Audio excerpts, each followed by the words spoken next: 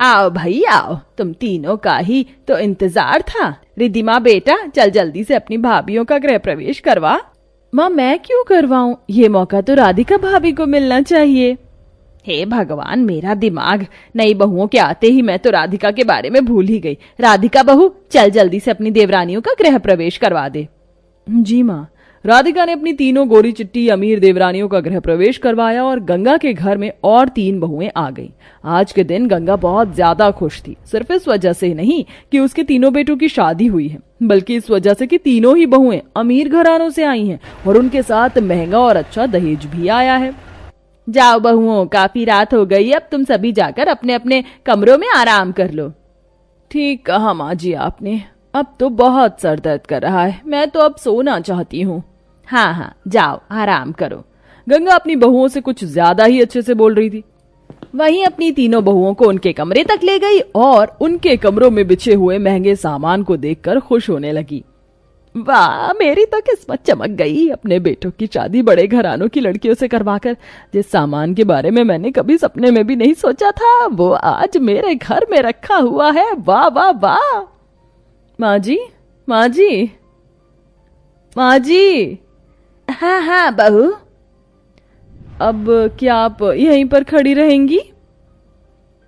ना ना नहीं तो बहू, मैं तो बस जा ही रही हूँ। गंगा ऐसे बोलकर श्रुति के कमरे से आ गई।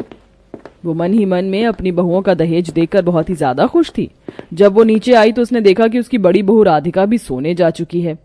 ये राधिका कहाँ चली गई? राधिका, राधिका बहू। ये माँ जी मुझे ऐसे क्यों आवाज दे रही हैं? हाँ माँ जी। अरे शादी का घर है, कितना सारा काम है और तू जाकर सो रही है? नहीं माँ जी, मैं सो नहीं रही थी, मैं तो बस थोड़ी सी अपनी कमर को सीधा करने के लिए गई थी। हो गई अब कमर सीधी? तो जल्दी से घर को साफ कर, सुबह को नई बहुएं भी जागेंगी तो ऐसा गंदा घर देखेंगी।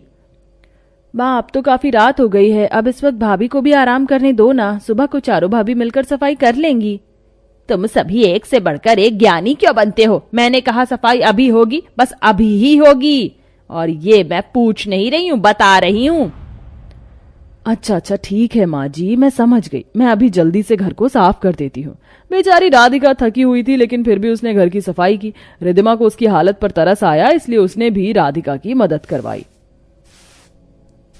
रिद्धिमा तुम ये सफाई मत करवाओ, मैं कर लूंगी, रात बहुत हो गई है, तुम जाकर सो जाओ। रात आपके लिए भी है भाभी, और सारा दिन आपने मुझसे ज्यादा मेहनत की है। चलिए मिलकर इस काम को भी खत्म करते हैं, उसके बाद साथ में ही सोने चले जाएंगे। ठीक है। दोनों ननद भाभी ने मिलकर काम किया। गर्मियों की रात थी, दोनों ही सफाई करते हुए पसीने में तरबतर हो गई। चलो सारी सफाई निपट गई। ठीक कहा, लेकिन हम दोनों ही पसीनों में नहा गए। अब ताजे पानी से सुबह में नहाएंगे, अभी सोने चलते हैं। रिद्धिमा और राधिका दोनों अपने अपने कमरों में सोने को चली गई। रिद्धिमा के कमरे में टेबल फैन था और एक खिड़की भी थी जो कि खुली हुई थी। रिद्धिमा ने अपना फैन चलाया और वो सो गई, लेकिन राधिका का कमरा बिल्कुल बंद था। उसके कमरे में कोई खिड़की नहीं थी और साथ ही उसके कमरे में बस एक पंखा था जो कि काफी पुराना हो चुका था और उसकी हवा भी ठीक से नहीं लगती थी। अरे नहीं, मुझे मेरे कमरे का दरवाजा खुला रखना चाहिए था। अब तो इसमें इतना घुट हो रहा है कि सांस भी नहीं आ रही है। राधिका ने अपने कमरे के दरवाजे को खोला और भपके को बाहर किया। उसके बाद वो बेचारी सोने के लिए लेटी। कुछ ही देर में सुबह हो गई और फिर उसने सारे घर का काम संभाला। बस कुछ दिनों की बात और है, उसके बाद तो मेरी देवरानियां भी काम करना शुरू कर देंगी और फिर मुझे भी सहारा हो जाएगा। राधिका सोच ही रही थी कि कुछ समय बाद उसकी देवरानियां भी घर के काम करने लगी, लेकिन ऐसा कुछ नहीं हुआ। शादी के लगभग 1 महीने बाद तक भी उसकी देवरानियों ने किसी काम की जिम्मेदारी अपने ऊपर नहीं ली। गर्मी बढ़ चुकी थी, लेकिन ऐसे में भी सारा काम सिर्फ राधिका ही संभालती थी। सुनो ज्योतिका, थोड़े से बर्तन पड़े हुए हैं, मैंने रसोई में बस यही काम छोड़ा है, तुम प्लीज उन्हें धो दो ना, मुझे बहुत गर्मी लग रही है। आपको दिख नहीं रहा कि इस वक्त मैं आराम से अपने एसी में आराम कर रही हूँ? आप तो हर वक्त ही आराम ही करती रहती हो। What the hell? आप कहना क्या चाहती हैं? और आपको मुझसे कौन सी काम करवाने? देखिए एक बात जान लीजिए, घर के काम घर की काली पीली नौकरानियां ही करती हैं, अच्छी लगती हैं, और ज्यादा मेरे एसी में खड़े होने के बहाने मत ढूंढिए। मैंने एसी बंद कर दिया, इसलिए जाइए। ज्योतिका की बात सुनकर बेचारी राधिका कुछ भी नहीं बोल पाई और चुपचाप उसके कमरे से निकल गई। लेकिन उनकी बातें रिद्धिमा ने सुन ली थी। उसने ज्योतिका की शिकायत गंगा से की, लेकिन गलती राधिका की ही है, क्या जरूरत थी उसे बहू से काम को बोलने की। माँ, आप ये क्या बोल रही हैं? तू मुझसे बेकार की शिकायतें मत कर। अगर ज्योतिका, श्रुति और अंशिका घर का काम नहीं भी करती हैं तो भी ठीक ही है। आखिर वो इतने अमीर घरानों से आई हैं, कितना सारा दहेज लाई हैं, बस इतना ही काफी है उनके लिए। अपनी लालची माँ की बातें सुनकर रिद्धिमा हैरान रह गई।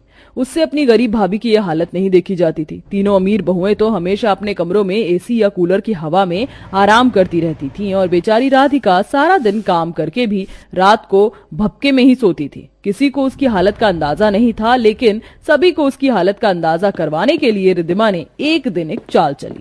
जैसे ही रात हुई उसने अपने घर का फ्यूज उड़ा दिया। रिद्धिमा के भाई और बाप आज के दिन घर से बाहर थे, इसीलिए किसी को पता नहीं चला कि आखिर हुआ क्या है। ये एसी और लाइट कैसे बंद हो गई? भाभी, आप तीनों यहाँ आ गई? चलिए, अच्छा है। आज मैंने सुना था बिजली में कोई काम चल रहा है, इसीलिए आज सारी रात बिजली नहीं आएगी। क्या? तो अब हम रात को सोएंगे कैसे? बहू, अब तो जैसे भी हो सो जाना। लगता है अब हम सभी को हॉल में सोना पड़ेगा, क्योंकि कमरों में तो बिना पंखों और एसी के नींद नहीं आएगी, लेकिन हॉल बड़ा है, यहाँ घमस नहीं होगा।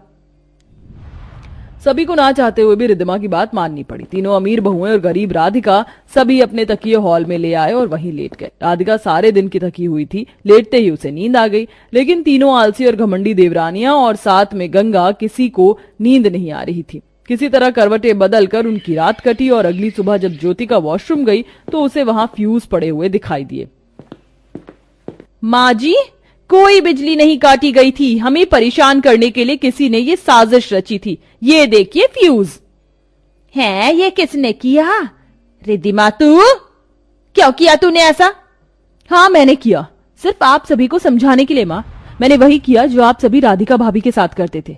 एक दिन में ही माँ, भाभी, आप सभी को अपनी नानी याद आ गई ना? लेकिन रोजाना राधिका भाभी घर के सभी काम करके अपनी भट्टी जैसे कमरे में समय बिताती हैं। क्या किसी को उनके दुख का अंदाजा है? वो बेचारी हर रोज मेहनत करती है, लेकिन कोई भी भाभी गर्मी में उनके कामों में हाथ नहीं बटाती। और इतना ही नहीं, अगर वो बेचारी भूले से अमीर भाभीयों के कमरे में चली भी जाती तो अमीर भाभियां अपने कूलर एसी बंद कर देती है। क्या ये अच्छी बात है?